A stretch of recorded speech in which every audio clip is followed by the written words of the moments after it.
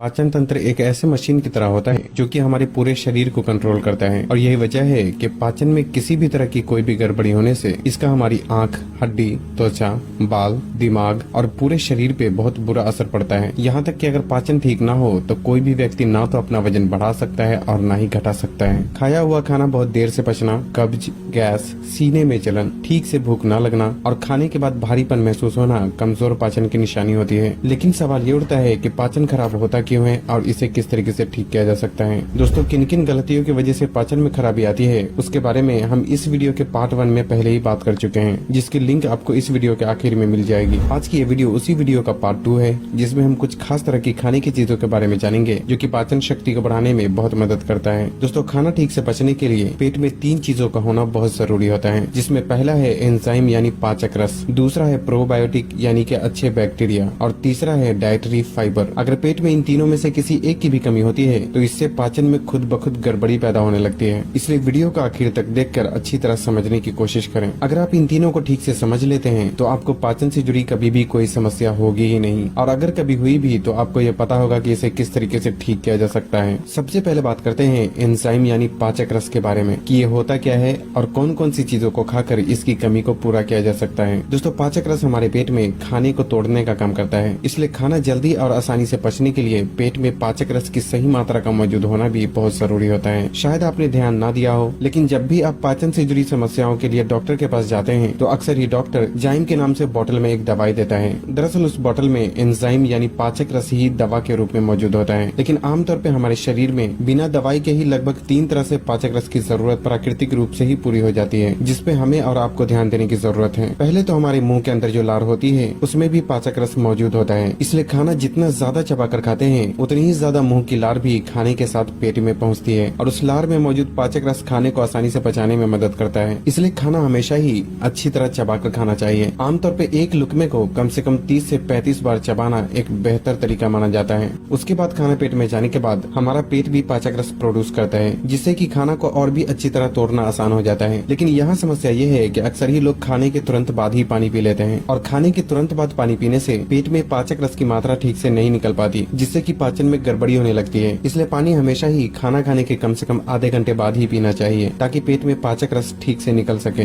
लेकिन इतना ही काफी नहीं होता। पाचन शक्ति को बढ़ाने के लिए कुछ खाने की चीजों के जरिए भी पाचक रस की कमी को पूरा करना बहुत जरूरी होता है, और इसके लिए खाना खाते वक्त 1 मिनट पहले एक बटन के आकार के कच्चे अदरक को चबा चबा कर खाना चाहिए। और ऐसा इसलिए क्योंकि कच्चा अदरक पेट में जाने के बाद पाचक रस की मात्रा को बढ़ा देता है, जिससे खाना पचने की प्रक्रिया भी तेज हो जाती है। इसके अलावा लगभग हर कच्चे खाने में पाचक रस मौजूद होता है, लेकिन यहाँ भी समस्या ये है कि जैसे ही खाना को पकाते हैं तो उस खाने में मौजूद पाचक रस गर्मी के संपर्क में आने से पूरी तरह से खत्म हो जाता है। इसलिए पाचक रस की कमी को पूरा करने के लिए जो चीजें कच्चा खाने लायक होती है उसे कच्चा ही अपने खाने में शामिल करना चाहिए, और इसके लिए किसी भी फल का इस्तेमाल किया जा सकता है या फिर खीरा, गाजर और चुकंदर जैसी चीजों को सलाद के रूप में भी अपने खाने में शामिल किया जा सकता है, क्योंकि इन सभी चीजों में पाचक रस की अच्छी खासी मात्रा मौजूद होती है। पाचन शक्ति को बढ़ाने के लिए जो दूसरी चीजें जरूरी होती है वह है पेट में सही मात्रा में अच्छे बैक्टीरिया का होना। दोस्तों, आप में से कुछ लोग यही सोच रहे होंगे कि बैक्टीरिया तो शरीर को नुकसान पहुंचाता है, तो भला ये पाचन शक्ति को बढ़ाने में कैसे मदद करता है। दोस्तों, यहाँ इस बात का समझना जरूरी है कि हमारे शरीर में 2 तरह के बैक्टीरिया होते हैं, एक है बुरा बैक्टीरिया और दूसरा है अच्छा बैक्टीरिया। बुरा बैक्टीरिया हमारे शरीर में बीमारियां पैदा करता है, जबकि जो अच्छे बैक्टीरिया होते हैं वो खाना को पचाने में मदद करने के साथ साथ शरीर में और कई दूसरे कामों को पूरा करने में भी बहुत ही अहम रोल प्ले करता है। बल्कि अच्छे बैक्टीरिया की शरीर में कमी होने से पाचन में गड़बड़ी होने के साथ साथ शरीर कई सारी बीमारियों का शिकार हो सकता है। दोस्तों, जो लोग ज्यादातर बाहर के खाने और ज्यादा तेल या चीनी से बनी चीजों का इस्तेमाल करते हैं उनके शरीर में अक्सर ही बुरे बैक्टीरिया की मात्रा बढ़ जाती है और अच्छे बैक्टीरिया कम होने लगते हैं, जिससे कि पाचन तो खराब होता ही है, साथ ही कई सारी दूसरी समस्याएं भी शुरू होने लगती हैं। इसलिए अगर आप भी बाहर के खाने, तेल या चीनी से बनी चीजें और पैकेट में मिलने वाली चीजों का इस्तेमाल करते हैं तो जाहिर है कि आपके भी पेट में अच्छे बैक्टीरिया की बहुत ही कमी हो चुकी होगी, और ये भी आपके पाचन में गड़बड़ी होने का एक बड़ा कारण हो सकता है। पेट में अच्छे बैक्टीरिया की मात्रा को बढ़ाने के लिए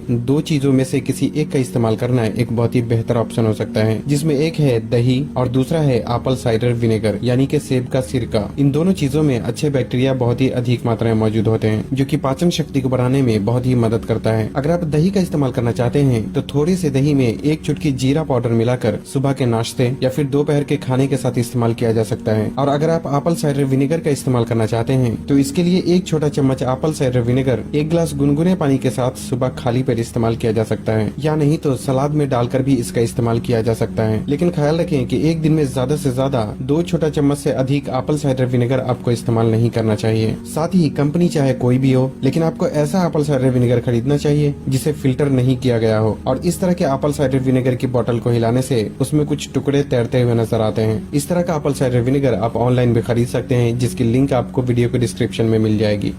पाचन शक्ति को बढ़ाने के लिए जो तीसरी चीजें जरूरी होती है वो है डाइटरी फाइबर। दोस्तों, अगर आपके खाने में फाइबर ना हो तो आपको कब्ज होना और खाने के बाद पेट में गैस बनना पक्की बात है। और ऐसा इसलिए क्योंकि वो खाने में मौजूद फाइबर ही होता है जो कि सभी पोषक तत्वों को कंट्रोल करता है, और ये आंतों में जमे वेस्ट पदार्थ को शरीर से बाहर निकालने का भी काम करता है। इसलिए हर किसी के लिए ये समझना जरूरी है कि किस खाने में फाइबर होता है और किस खाने में नहीं होता। दोस्तों, किसी भी खाने में जो रेशे होते हैं उसे ही फाइबर कहा जाता है, जो कि खाने को पचाने और आंतों में जमे वेस्ट पदार्थ को नीचे की तरफ धकेलने का काम करता है, जिससे कि कब्ज की समस्या हमेशा ही दूर रहती है। लेकिन समझने वाली बात यह है कि बाहर जो चीजें खाने के रूप में मिलती है उसमें तो वैसे भी फाइबर बिल्कुल भी नहीं होता, लेकिन जो खाने घर में पकाए जाते हैं उनमें से भी कुछ खाने में फाइबर नहीं पाया जाता, जैसे कि सफेद चावल, महीन आटे से बनी रोटी, मैदे से बनी चीजें, गोश्त, मछली, अंडा और सभी तरह के नॉनवेज में फाइबर बिल्कुल भी नहीं पाया जाता। यही वजह है कि जब आप रोटी या चावल के साथ किसी भी नॉनवेज का इस्तेमाल करते हैं तो अगली सुबह आपको कब्ज की समस्याओं का सामना करना पड़ता है, क्योंकि जो खाना आपने खाया था उसमें फाइबर था ही नहीं। लेकिन इसका मतलब ये बिल्कुल भी नहीं है कि आप रोटी, चावल या गोश्त, मछली नहीं खा सकते, बल्कि जब भी आप इन चीजों को खाते हैं तो साथ में 1 से 2 ऐसी चीजों को जरूर खाना चाहिए जिसमें फाइबर ज्यादा मात्रा में मौजूद हो, ताकि शरीर में फाइबर की जरूरतों को भी पूरा किया जा सके, जिससे कि कब्ज और गैस की समस्या न हो। सवाल ये उठता है कि फाइबर की कमी को किस तरीके से पूरा किया जा सकता है। दोस्तों, 2 तरीके हैं जिससे कि फाइबर की कमी को पूरा किया जा सकता है। पहला है खाने की चीजों के जरिए और दूसरा है फाइबर सप्लीमेंट के जरिए। खाने की चीजों में फल,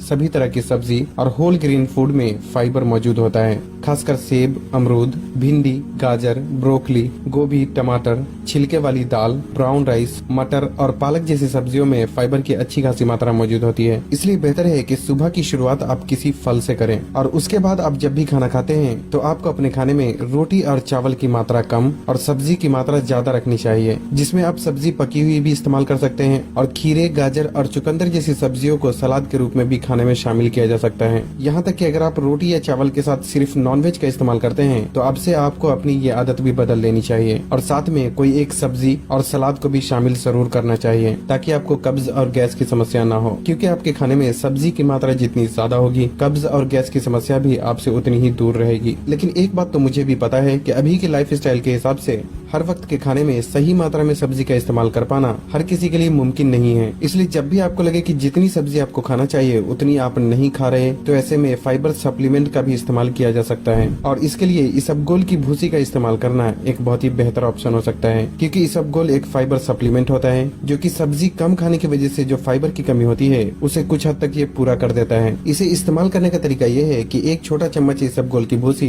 1 गिलास पानी में डालकर 5 से 10 मिनट के लिए छोड़ दें और जब ये पूरी तरह फूल जाए तो उसे किसी भी वक्त के खाने के 10 से 15 मिनट बाद इस्तेमाल किया जा सकता है। लेकिन खासकर रात के खाने के बाद आपको इसका इस्तेमाल जरूर करना चाहिए, ताकि आपको कब्ज की समस्या ना हो। लेकिन यहाँ इस बात का भी ख्याल रखना जरूरी है कि इसबगोल की भूसी आपको हमेशा ही बिना फ्लेवर वाला ही इस्तेमाल करना चाहिए, क्योंकि वही प्योर होता है और उसी से फायदे भी मिलते हैं। और यहाँ एक बात का और ख्याल रखें कि सब्जी को छोड़कर आपको पूरी तरह से इसबगोल पे ही डिपेंडेंट नहीं होना चाहिए, क्योंकि इसबगोल से सिर्फ शरीर को फाइबर मिलता है, जबकि सब्जी और फल का इस्तेमाल करने से फाइबर के साथ साथ विटामिन्स और मिनरल्स भी शरीर को मिल जाते हैं, जो कि शरीर के कई तरह के फंक्शन में मददगार होते हैं। इसलिए इसबगोल की भूसी इस्तेमाल करने के साथ साथ जहाँ तक हो सके फल और सब्जियों को भी अपने खाने में शामिल जरूर करना चाहिए। अगर आपको ये वीडियो हमारा अच्छा लगा हो तो वीडियो को लाइक करिएगा, सभी दोस्तों में वीडियो को शेयर करिएगा और हमारे फेसबुक पेज को फॉलो करना मत भूलिएगा।